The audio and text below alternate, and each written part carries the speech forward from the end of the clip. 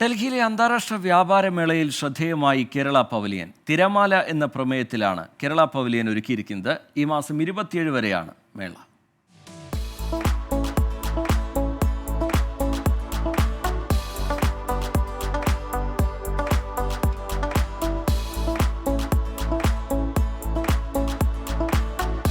പരശുരാമൻ മഴുവെറിഞ്ഞ് കടലിൽ നിന്ന് കേരളം ഉയർന്നുവന്നുവെന്ന ഐതിഹ്യവും വ്യാപാര മേഖലയിലെ കേരളത്തിന്റെ ഉയർച്ചയും പ്രമേയമാക്കിയാണ് കേരള പവലിയൻ തിരമാല മാതൃകയിൽ ഒരുക്കിയിരിക്കുന്നത്.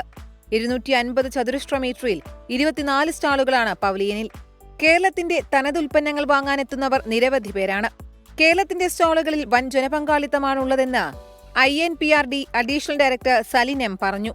പൊതുവെ ആദ്യത്തെ ദിവസം കഴിഞ്ഞപ്പോൾ തന്നെ നമ്മുടെ കേരളത്തിൻ്റെ സ്റ്റോളിൽ വളരെയധികം ജനപങ്കാളിത്തം ഉണ്ടായിട്ടുണ്ട്. ജനപങ്കാളിത്തം പൊതുവെ പൊതുജനങ്ങൾക്ക് 18-ാം തീയതി മുതലാണ് പ്രവേശനം അനുവദിച്ചിരിക്കുന്നത്. അപ്പോൾ അല്ലാത്ത ആളുകളുടെ തിരക്ക് തന്നെ ഇന്നലെയൊക്കെ വളരെയധികം ആളുകളുണ്ടായിരുന്നു. ഇന്ന് രാവിലെ മുതൽ വളരെയധികം ആൾക്കാർ വരുന്നുണ്ട്. ഒപ്പം തന്നെ ബിസിനസ് എൻക്വയറീസ് ആശാവഹമായ തരത്തിലാണ് ഈ വർഷം വന്നുകൊണ്ടിരിക്കുന്നത്. ആദ്യ ദിവസം മുതൽ തന്നെ നിരവധി ബിസിനസ് മീറ്റുകൾ ഇതിനകം നമുക്ക് നടത്താനും സാധിച്ചു.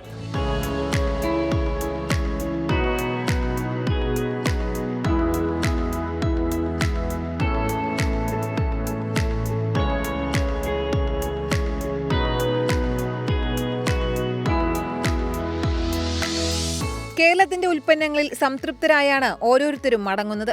It's very good.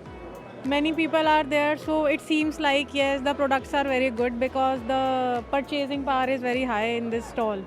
The coffee, I have smelled the coffee. It's very good. The nice attempt.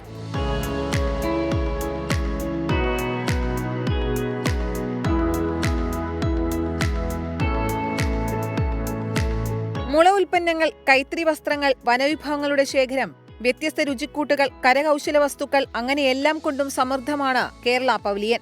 Mundakkai Chooralmala ഉരുൾപൊട്ടൽ ദുരന്ത പശ്ചാത്തലത്തിൽ ആഘോഷങ്ങൾ ഒഴിവാക്കിയാണ് കേരളം അന്താരാഷ്ട്ര വ്യാപാരമേളയിൽ പങ്കെടുക്കുന്നത്. 24 ഡൽഹി.